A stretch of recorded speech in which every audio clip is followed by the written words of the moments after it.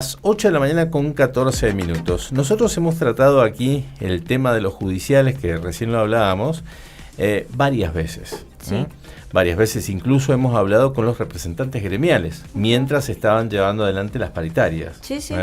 Y nos explicaron, incluso se hacían una comparación con la gente de AMPROS, que hoy también vamos a hablar con AMPROS, porque AMPROS va a acudir a la justicia local, a la justicia nacional y a la justicia internacional por un planteo que están haciendo por las leyes de salud que el gobierno mandó a la legislatura.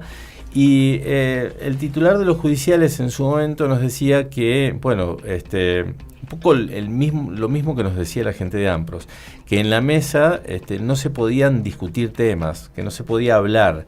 Y teóricamente en una mesa paritaria lo que se hace es conversar.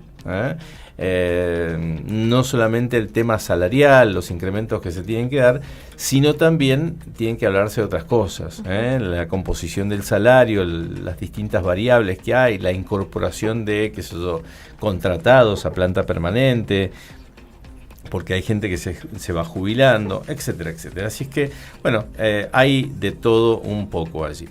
Vamos ahora a hablar del tema judicial, como lo habíamos señalado anteriormente, con uno de los funcionarios judiciales que precisamente no está conforme con esto y un poco en representación de lo que piensa la mayoría de los que trabajan allí en el Poder Judicial, tiene para expresar esa disconformidad. Es el doctor Matías Salvi, que lo tenemos en línea para charlar con él. Matías, ¿cómo le va? Buen día. Nimsi y Antonio lo saludan. Sí, saludos a la audiencia también, y por supuesto a mis compañeros que en este momento, bueno, algunos están reunidos y están en asamblea, así que también aprovecho para solidarizarme y saludarlos a ellos. Bien, ¿sigue la protesta entonces esta semana sin actividad en el Poder Judicial? Sigue esta semana, lo que estamos tratando de ver es de que se acerque algún tipo de solución, que por lo visto no se ha acercado, por eso hemos decidido continuar con la medida. Y lo importante que también es tratar de darle un mensaje a la gente, sobre todo a los oyentes, de cuál es la realidad, lo que está sucediendo realmente puertas adentro en lo que es la justicia local, que bueno, por ahí dista un poco de lo que se suele informar o de lo que sale a decir el gobernador o incluso el procurador también, en este sentido. En eso queríamos consultar, porque dicen, sí. Los judiciales siguen protestando, ¿qué quieren? ¿Cuál es el conflicto real que hay detrás de todo esto, más allá de lo salarial? Mira, el conflicto que hay es la precarización laboral en la que estamos, que por ahí hemos sido tildados incluso por nuestros propios superiores en alguna oportunidad que ha trascendido que somos los vagos caros. En realidad tenemos una precarización laboral bastante importante, bastante seria, con jornadas laborales que no se respetan los descansos mínimos de 12 horas entre cada jornada. Pensá que también se están realizando guardias que vos tenés que hacer los fines de semana y feriados de 24 horas, ¿sí? Algunos han llegado a hacer hasta 48 horas corridas de guardia. Vos pensalo en un ayudante fiscal que tiene que tener la cabeza dentro de todo lúcido, estar fresco, poder entender qué directiva estás dando, porque nosotros somos el primer bastión, somos la carne de cañón que está delante, el primero que recibe el delito, ¿sí? Sí. Somos quienes hacemos la tarea del fiscal en la oficina fiscal.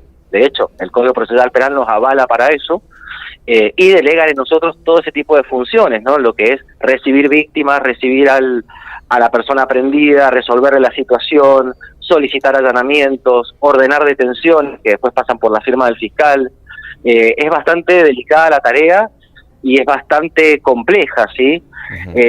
Nosotros a raíz de esto, bueno, hace poco inclusive, el 11 de abril, en un expediente administrativo que se formó en la Procuración, el expediente 4451, la propia coordinadora le reconoce, la coordinadora general nuestra, que sería nuestra jefa inmediata, le reconoce al procurador, sí, en ese expediente que se formó, el reclamo nuestro de los ayudantes que se había planteado, donde se habla de la falta de descansos que obedece a una falta de personal. Por eso estamos sobrecargados y que ella consideraba que se necesitaban crear 38 cargos, para que ustedes se imaginen más o menos de qué hablamos, ¿no? Sí. Que era eso o cerrar oficinas. Si vos cerrás oficinas, tenés que tener en cuenta que también no estás dándole a la gente el acceso a la justicia que merece y que es un derecho que tiene, ¿no?, el acceder a la justicia. Incluso personas en situación de vulnerabilidad que vos las tenés que mandar a determinados lugares a hacer denuncias porque ya no van a tener o no tendrían la oficina fiscal cercana en su jurisdicción. Que te dicen, bueno, lo pueden hacer por una cabina virtual, lo pueden hacer a través de una denuncia online, y la realidad es que hoy con el tema del paro hay denuncias online en algunas oficinas que suman unas 200 denuncias que están sin abrir y sin diligenciar y sin sacar medidas, y vos no sabés dentro de esas 200 medidas qué puede llegar a haber. Claro. ¿Qué pasa? Se dice que el servicio de justicia está garantizado, ¿por qué? Porque el fiscal de instrucción está trabajando, los fiscales no están de paro. El fiscal es quien impulsa la investigación, quien la dirige, ¿sí? Con lo cual eso está garantizado. Sí es cierto que ha habido un paro bastante grande, el acatamiento ha sido mucho mayor de lo que dice el gobierno, mucho mayor. Tenés auxiliares administrativos que están trabajando y tenés ayudantes fiscales que están trabajando. ¿Pero por qué?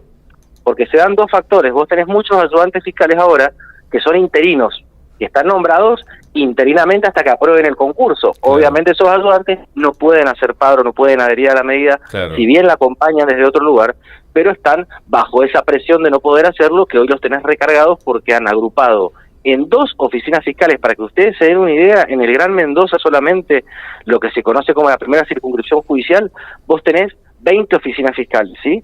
Pensá que están funcionando solamente 2, y en 2 han agrupado una que funciona donde está la comisaría 25, hay una oficina, y la otra en el polo judicial. Han tratado de agrupar todas las primeras circunscripciones entre esas 2 oficinas, con el trabajo que eso implica para el ayudante que está en turno, recibiendo llamados telefónicos de los policías con las novedades para ver qué directivas se sacan, con los pocos auxiliares que tienen para instruir esas causas, con la urgencia que tienen muchas de esas causas, lo que está haciendo que esto se colapse aún más. Totalmente. El otro día, sin ir más lejos, un compañero nuestro terminó saliendo en una ambulancia, para que se den una idea de la sobrecarga emocional y laboral que tenía. Una persona que tiene 60 años que está en este cargo, lo tuvieron que sacar en ambulancia y ahora está con tratamiento cardiológico, porque no daba más atendiendo un teléfono que le llamaban de Godoy Cruz, Capital, Las Heras, Lavalle, todos al mismo tiempo, para pedirles directiva. Claro. ¿Sí? Eso fue una de las cuestiones que por ahí no sabe y no se dice. Claro. El riesgo, por ejemplo, que nosotros corremos en la función. Nosotros trabajamos, cuando tenemos que ir al lugar del hecho, nosotros no estamos provistos de chalecos antibala, ni de cascos, ni de nada, y a veces nos metemos en zonas rojas muy complicadas, porque el que va es el ayudante fiscal, el fiscal no va a ir.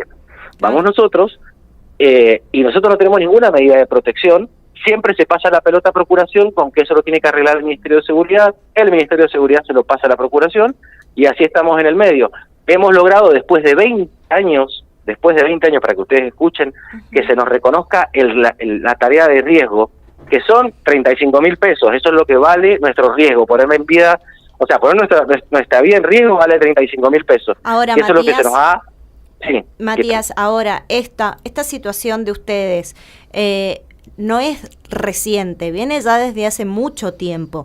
¿Qué es lo que ha ido pasando en los encuentros paritarios que ha ido desgastando las negociaciones? Menciono esto ahora que estoy hablando con judiciales, pero con Salud, con AMPROS dijo a fin del año pasado la paritaria murió. El SUTE negocia los 2, 3, 4 mangos que les tiran. Entonces, ¿en qué momento se viene desgastando cada una de los encuentros paritarios con el gobierno provincial? Y miren, si ustedes se remontan al momento en que Cornejo, yo me acuerdo que fue en un acto que fue una entrega de diplomas que hicieron en el Teatro de Independencia, le consultaron justamente por el tema de la inflación, en aquel momento que todavía no asumía, y le consultaron cómo iba a tratar el tema de las paritarias, el tema de los aumentos salariales, y él fue muy categórico, como ha sido siempre, con ese espíritu autoritario que siempre ha tenido, diciendo básicamente se va a dar aumento por las buenas o por las malas, o sea, no abierto al diálogo, a escuchar, a analizar otras alternativas y sobre todo analizar la realidad en la que estamos, ¿no? Que uno no quiere un aumento caprichoso porque realmente, a nadie le sobra la plata hoy en día, los aumentos son permanentes, a la gente no le alcanza, un empleado judicial raso, para que ustedes se den una idea, no llega a cubrir las necesidades de la canasta básica, ¿sí? Estamos hablando de una persona que rindió un concurso para ingresar, que lo tuvo que aprobar, que además tienen títulos intermedios o tienen títulos universitarios, muchos de ellos, Y así con todo eso, no llega a superar los 500.000 pesos de sueldo de bolsillo.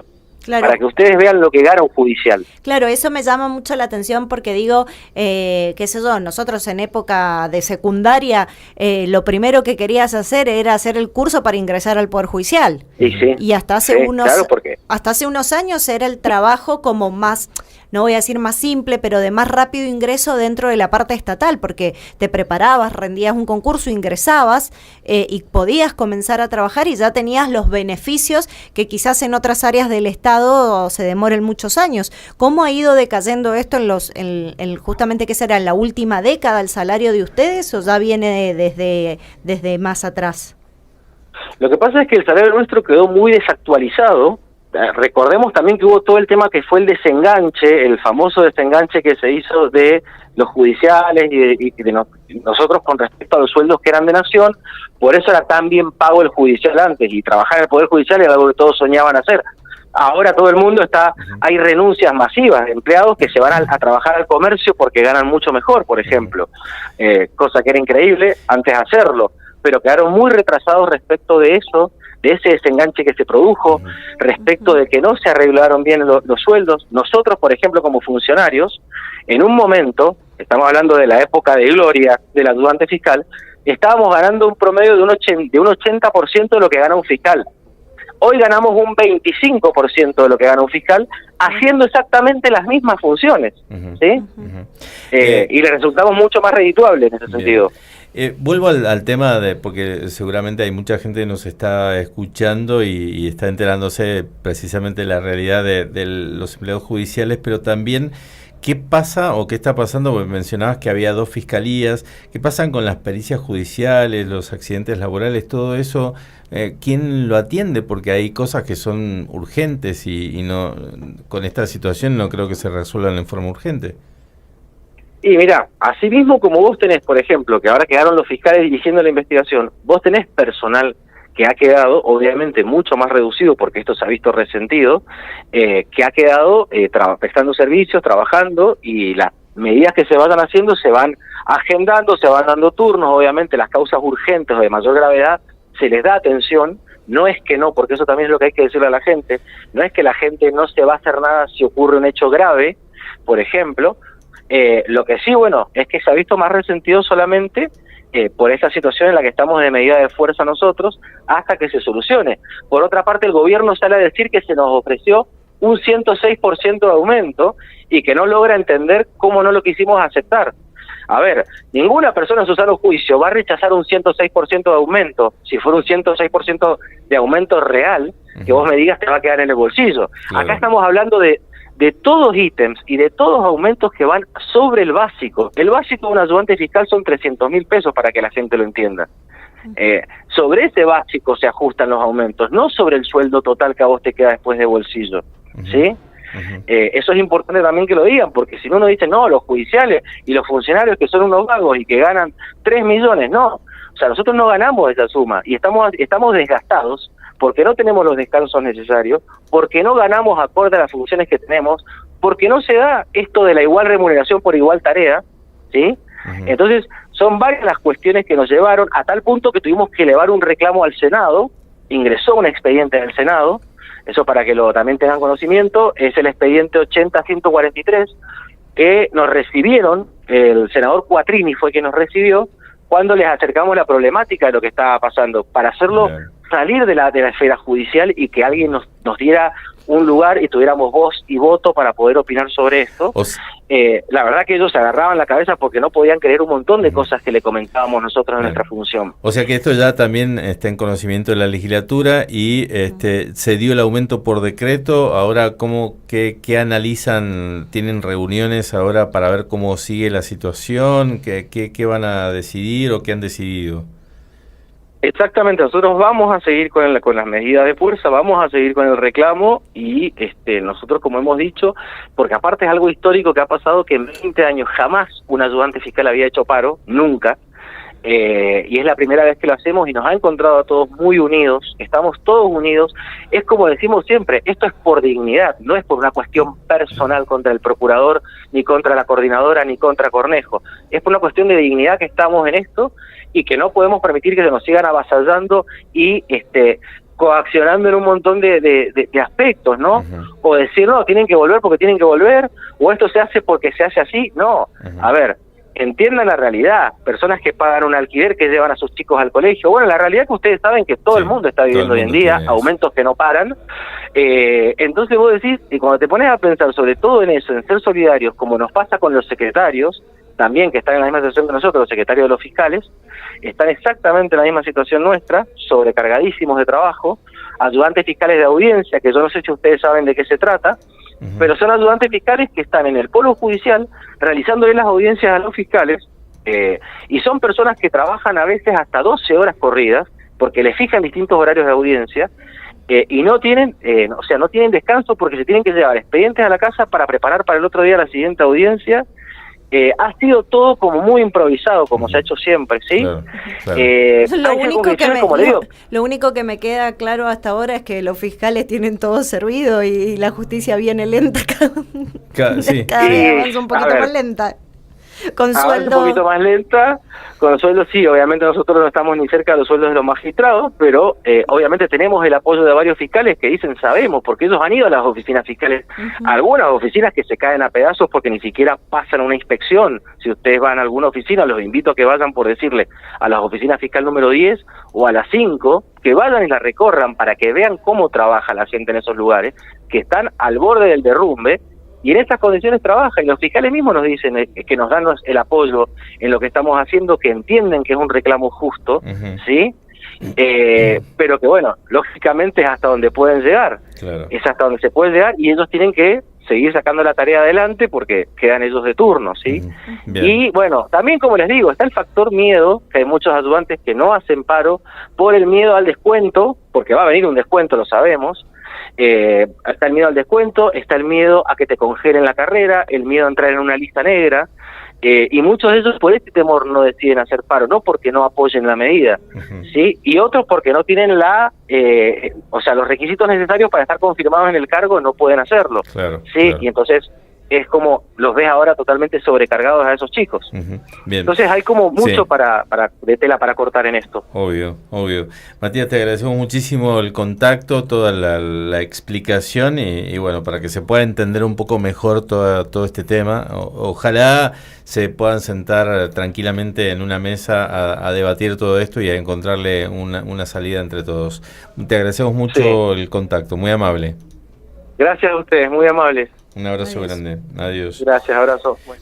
Matías Salvi, funcionario judicial, quien nos explicaba esta situación, porque uno que está lo ve desde afuera y bueno, te dicen una cosa de un lado, otro del otro, pero como que hay que estar ahí adentro para entender más de cerca el conflicto, ¿no? Lo primero que hay que entender es que un ayudante fiscal uh-huh. es un administrativo, no es un fiscal, uh-huh. ¿sí? Es un ayudante justamente. Y él lo explicó muy bien. En un momento ellos recibían el 85% del salario del fiscal, porque uh-huh. es la persona que le hace todo, es su mano derecha, es la que lleva toda la documentación, sí, todos cuando los vos papeles. vas a una comisaría, a una fiscalía a hacer la denuncia, un ayudante fiscal es el que te atiende. Exactamente, no es el fiscal. Bueno, y son abogados, no es que no... Claro, pueden ser a partir de pueden ser procuradores, pueden ser abogados, sí. Pero después de eso, era lo que decíamos, es el que lleva adelante todo y es el que está ganando 500, 600 mil pesos, 700 mil, mientras estamos frente a sueldos extraordinarios que tiene la justicia.